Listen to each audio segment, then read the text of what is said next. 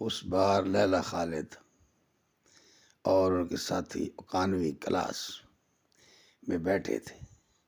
لیلا خالد نے be B C سے بات کرتے ہوئے کہا کہ ہمارے پاس اپنے ہتھیار تھے۔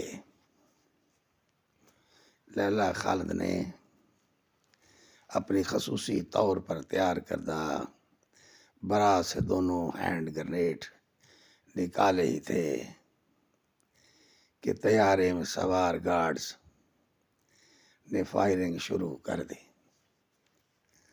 پیٹرک نے جوابی فائرنگ کی۔ اس دوران پیٹرک کو گولی بھی لگی۔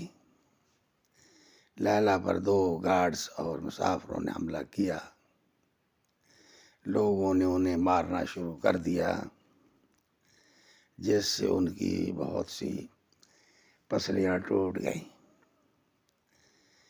اسی دوران ہوشیار پائلٹ نے اچانک طیارے کو نیچے کی جانب موڑ دیا، جس کی وجہ سے لیلا خالد اپنا توازن کھو بیٹھی اور نیچے گر گئی۔ بی بی سی سے گفتگو کرتے ہوئے لیلا خالد نے بتایا تھا کہ آدھے گھنٹے بعد ہم کھڑے ہو گئے اور کچھ لمحوں کے بعد کسی نے میرے سر پر پیچھے سے وار کیا اور میں بے ہوش ہو گئی۔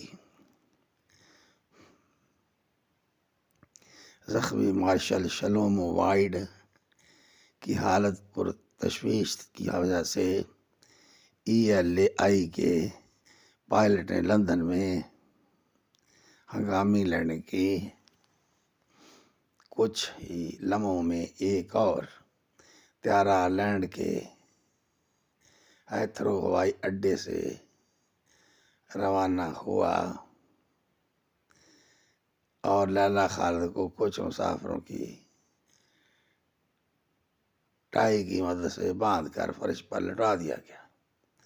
لیلا خالد کی خوش قسمتی تھی کہ اسرائیلی سیکورٹی فورسز نے اسے گرفتار نہیں کیا، بلکہ برطانوی پولیس نے اسے گرفتار کیا اور فلسطین مجاہدوں نے ایک اور جہاز اغوا کر کے خالدہ کو